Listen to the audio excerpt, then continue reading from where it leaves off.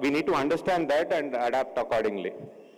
I can surely say that we, the next gen, each one of us who is present here, are very proud to be associated with their respective companies.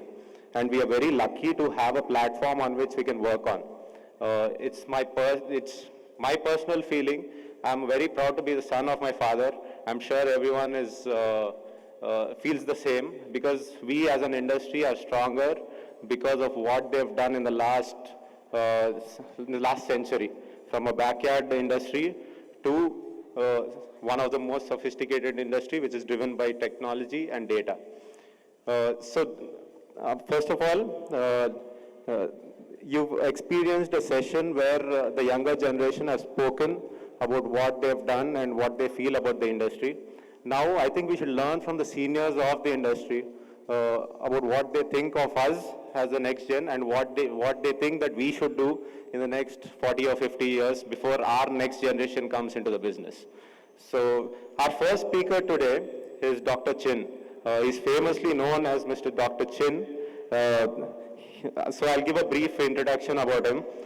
He graduated from the Bombay Veterinary College in 1973 and post-graduation in animal nutrition, feed technology, poultry and aquatic pathology and medicine in US, UK and the Netherlands. He started off as a zoo veterinarian in National Zoological Park and Aquarium in Malaysia in 1973 and later was associated with various companies and organizations in different capacities over an illustrious career of over 40 years. He worked in many countries around the world, USA, Malaysia, Sri Lanka, Myanmar, Vietnam, just to name a few. He has a vast experience in poultry, swine, and aquaculture industries. Post-retirement in 2012, he started private consultancy and technical services. He is currently based in Singapore and covers within Asia for many companies like Venkateshwar Hatcheries, Lallemand, Canada, Chemofarm, Switzerland, Natural Remedies, Strong Nutrition, and he's famously known to provide services for Jaffa. He also provides specific support to many reputed poultry and swine integrators, feed millers in the Asian region. So first, thank you, sir, Dr. Chin.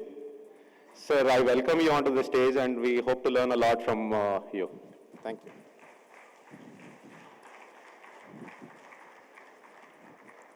Namaste. Well, it's a pleasure to always come back to and interact with a lot of my friends and familiar faces. Actually, Anil Dumal called me last week when I was in Malaysia in one of the farms. He said, are you able to give a talk to a second generation farmers? Well, I say, oh, second generation. He says from all this Indian poultry. Of course, wherever anything concerning India, I'm very delighted because basically I was educated here. And for the last 15, 20 years, I've been working around Indian region. So today I will give you a little insight about the poultry. Actually, the vision, they want me to talk about vision of poultry, which is difficult to predict, but nevertheless, I will give some, what are we doing now, and how are we going to carry forward with the second generation. Slide, please, yeah. Okay, this year is not a good year. If you look at the, especially Asian region, it is with a lot of uncertainties and challenges. Of course, if you look at China itself, the African swine fever, I think everybody heard about African swine fever. It is a virus diseases that affecting the pig herd. And of course, in China, the main meat is pork. So you can imagine, when the virus devastated the population, the country is actually undergoing a food crisis. And second thing, if you look at the other corner here, avian influenza. Of course, we are not talking about H5 virus now. The low part virus, which is basically infecting the whole Asia region, caused dramatic losses, both in the breeder, in the layers, and the broiler. And it's going on, it's endemic. And I don't think India is exceptional. We are facing the same problem every year. I think worse in today's context, when we talk about trade, the big two giants are fighting, the American and the Chinese. So the trade war also have impact to the overall consumption of poultry this year. So if you look across the region, it's not a good year for poultry. Everywhere have a so-called overproduction, low prices, and all sort of marketing issue. But actually, when you look at poultry in the past, it's a basic farming. In real context today, I look at it as more like a risk management. It is a risk. Do you think poultry industry is a risk? To me, it is not. It's how you manage that challenges. So there are many factors to be triggered on, and this is one of them. Well, in the past, we are very much rely on what we see and how we feel. But today, poultry farming is very different. You are looking at how you're going to measure them by means of instrumentation and getting data. I think this is not new to you, some of you. Just now, speaker talked about closed house. You monitor the environment. You provide the best condition for the chicken to grow within the period of time. But that is not enough because the breeds are different, the performance are different. You need to monitor them.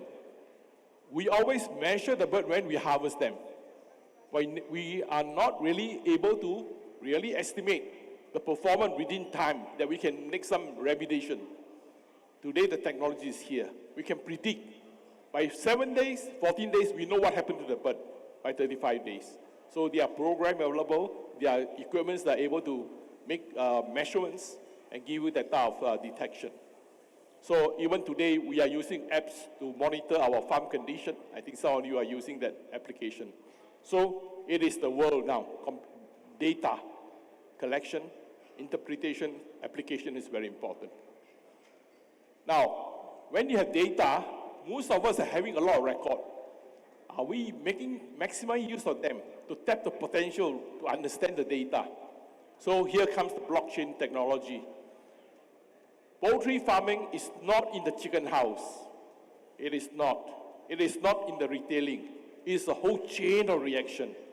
Now, when we raise chicken, if you look at the chicken at this part, sorry, the pointer is not very good, but if you look at chicken at the other corner, you have to trace back from farming, the farmers, and how you're going to apply them and make the feed and feed the chicken until you market them. I'll leave the marketing part towards Mr. Baram Singh. I talk only in the front end. So when you think about it, if you start tracking the record from day one, from the planting the seed until you feed to the chicken and get a conversion, billions of data. Every unit is valuable for you to predict, to forecast.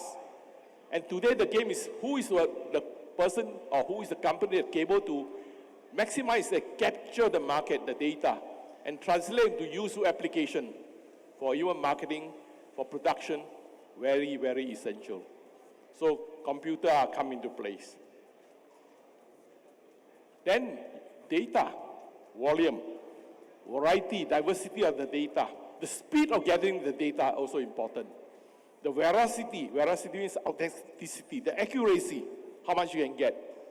If you get the wrong data, you get wrong result. So you have to be very careful to make the planning and develop the blockchain system. I'll just show you the corner on the other side. In fact, McDonald's are already doing big data. They are a retailer in the world. And it is by gathering the feedback from the customers, they will know what are the things they're going to market, what are the products they're going to design and come to the market. No exception for poultry industries. We need to do this as well. Wow.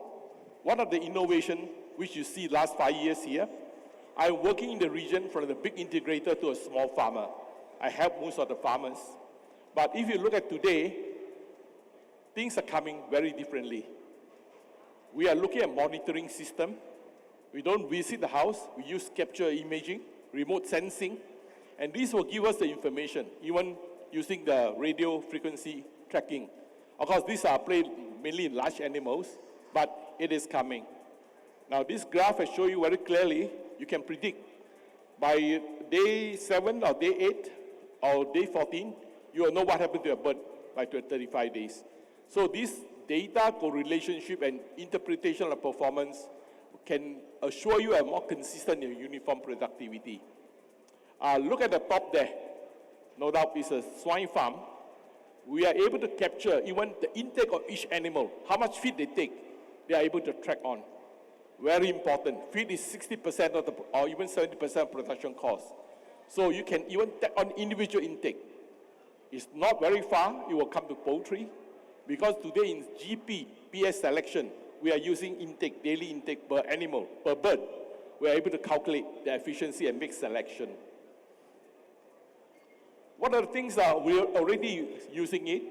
I don't know how many of you are using. In fact, for infrared thermal imaging is already very common.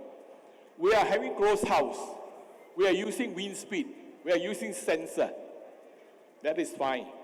But thermal imaging is another thing that is more important. It shows you scatter the whole frame of the house, the pockets, the air pockets. It's a more accurate on measurements and prediction. Now, that is another further step we can use it in the poultry farming. So, for example, here on this chart, you can see top. The dark area is a cold area. The hot area is a heated area. You can see the animal movement. Even the behavior of animal can be tracked. Very interesting. Robotic birds equipments are coming, checking the body weight and emotion issue. So these technologies are available. Checking the feed intake market. So many options for us, for you young generation to take it up and to apply the technology. But what is more important? Everybody talk about it today, gut health, microbes in the gut. But far from between, very few people understand. Today, what we feed to the bird, it is not the bird itself per se. It is a microorganism in the gut that really utilize the nutrient and how to maximize the effect, and also sometimes in diseases. So you are looking at now, you are able to check the gut and predict the animal performance to make modification.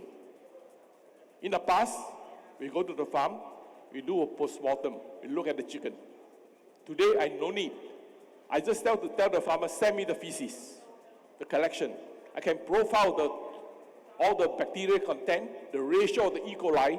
I can take action very quickly. So metagenomics become the call of the day. Very interesting science.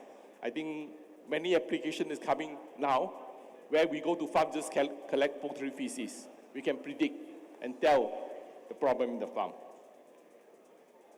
So, in other words, earlier many speakers have supported technology is the future, right?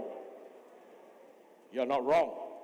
But technology is not absolute, because technology still depends on human factor. We are the one who command the technology. If you are a good leader, you need a good teamwork. Sorry. Oh. Well, you can say that, of course, each of them are representing the so-called individuals. So when you run a farm, you are not alone. You have to depend on the team. The teamwork is important.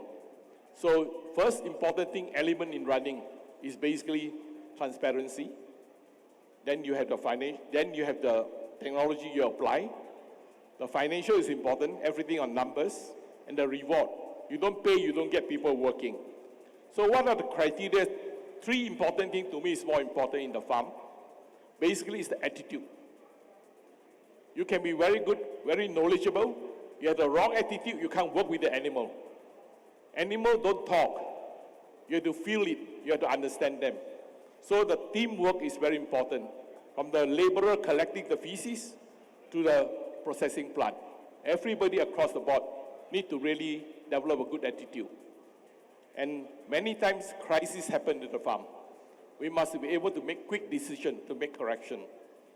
And what is really important is that any worker work in the farm, whether in the slaughterhouse, in the farm, end of the day, they should be satisfied.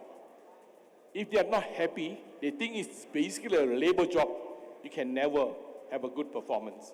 So to encourage the worker to build the human resources that they're able to cope and understand the value of farming is very, very important. So, coming back to technology, it is not technology to me. I work with many integrators. I always tell them, do you have the passion?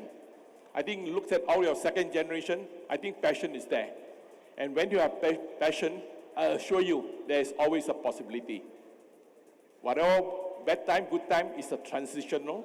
The passion of doing farming is very crucial to drive the business. And second thing, science keep progressing. Never stop learning. I'm 73 years old. I graduated in 1973. I'm still learning. There's so many sciences that we make progresses. So I think young generation can do that. No issue. You people have bright future. The science are very different. In early days, we carry books, we print notes. Today, you got the apps. Fantastic. Very quick knowledge, you can get it.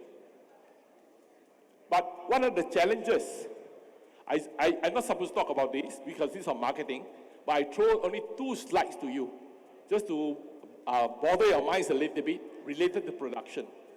Our challenges today is not chicken alone. Okay? You look at the corner there, they are culture meat, laboratory grown meat, so-called the vegetable protein meat. They are coming up. Look at the curve, the prediction. On 2000, 2004, they are climbing up. And look at the bottom, that conventional meat we produce are showing a decline in value. Is it a threat to us? Is it a challenge to us? Yes, indeed. It's a clear present danger. We need to know, we need to understand. Even big companies like Tyson, they are investing on this. Okay? You are looking at this future. So it is a challenge to us, but it is not absolute. What we produce chicken is chicken. What you do culturally, they are very different. Okay? We are not going to debate on this, but there is a very interesting article to read from economists on fake moose sealed meat. If you got a chance, read that chapter. Very interesting, they talk about this business. But why it is so important? I'm not talking about this, how to make simple laboratory meat. The real impact is the next slide. Environment. You are facing problem. Your poultry, your smell to the neighbors. We are talking air quality. We are talking about carbon problem issues. That is exactly. Climate also not very cooperative nowadays. No doubt it don't directly affecting our chicken because you got closed house. But the ingredient, the feed, the crop harvest are greatly impacting our costs and operation. So we have to rely on God sometime. But nevertheless, what does this chart show me? It really bothers me a lot. If you look at the top 3 columns, where you produce beef, pork or chicken, if you look at your planting the crop, you also utilize carbon. So nevertheless, it is a real threat. It is not a